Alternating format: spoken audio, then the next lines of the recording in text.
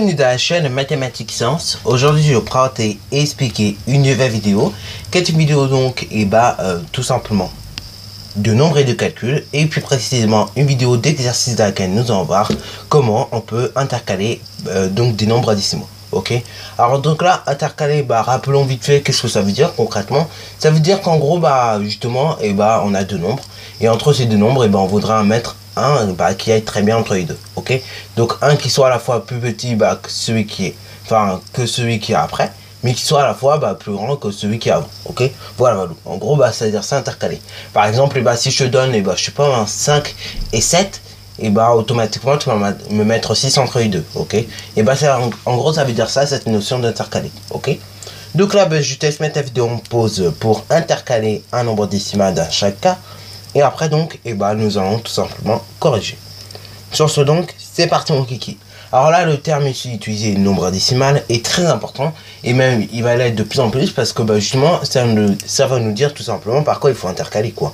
Ok, imagine il n'y a pas le terme nombre décimal mais nombre entier, il aura fallu qu'on se débrouille pour qu'on intercale à chaque fois par un nombre entier. Ok, donc là ici c'est pareil, et ici on va devoir se débrouiller pour qu'à chaque fois on intercale par un nombre décimal. Ok, alors là bon, vous allez me dire mais oui, mais un nombre entier c'est également un nombre décimal. Ok, puisque le truc qu'il y a sur un nombre entier c'est qu'il y a une partie décimale nulle. Ok, mais en réalité c'est quand même un nombre décimal plus ou moins. Ok, voilà.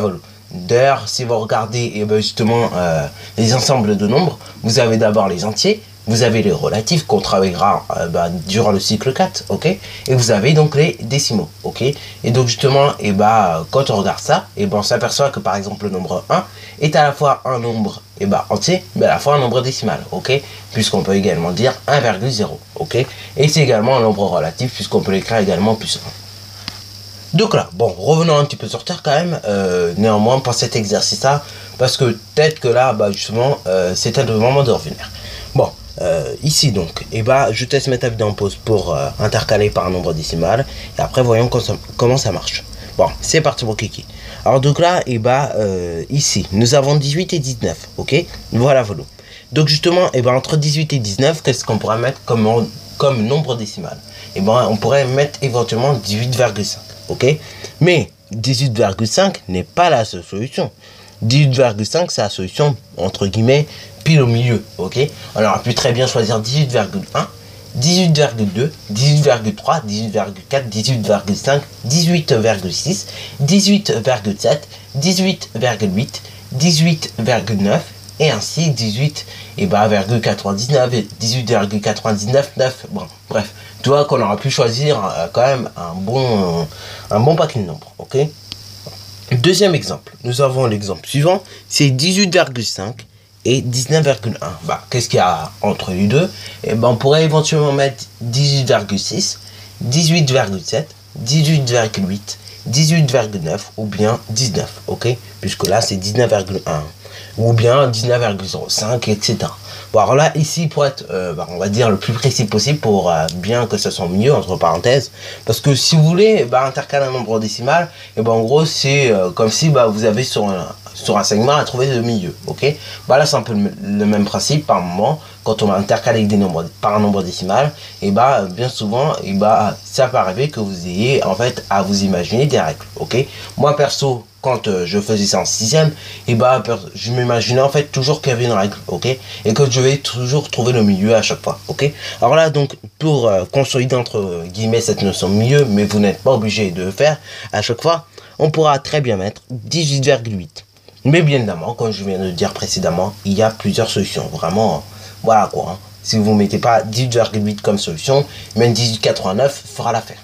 Sur ce donc, exemple C, c'est 18,45 et 18,46. Alors là, bon, là, le nombre d'exemples va déjà commencer à se rétrécir, mais néanmoins, ça va être intéressant de voir déjà avec deux chiffres après un virgule. Donc en gros, jusqu'au centième. Donc là, 18,45 et 18,46. Et du coup, après justement les 18,45, on peut également les dire 18,450. Et après 18,46, on peut également dire 18,460.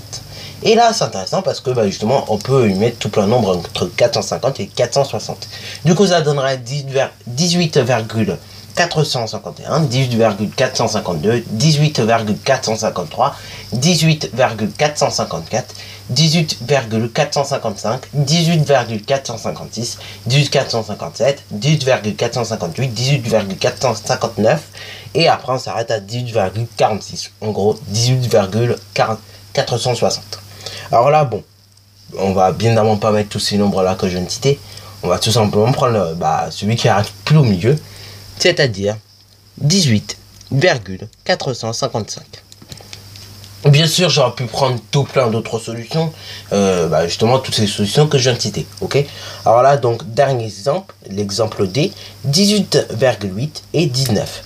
Donc là, 18,8, après on pourrait éventuellement mettre 18,9, ok. Voilà, en plus c'est pris au milieu et en plus c'est l'exemple après justement qu'on pense tous.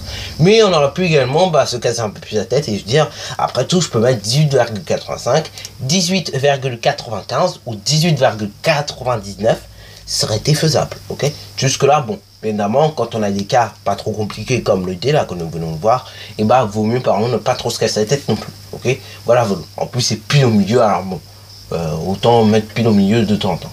Bon, voilà Valou, j'espère que tu as bien compris cette vidéo, que tu as bien aimé. Et d'ailleurs cette vidéo là te sera très utile par la suite puisque comme je disais, donc au cycle 4 on travaille sur des nombres relatifs et donc au cycle 4 ce genre de choses il faut également savoir les faire mais avec des nombres relatifs, ok. Donc là sur ce, donc c'est déjà la fin de cette vidéo. Si tu as bien aimé, n'hésite surtout pas à liker, à commenter et bonne réussite à toi en mathématiques et en sciences.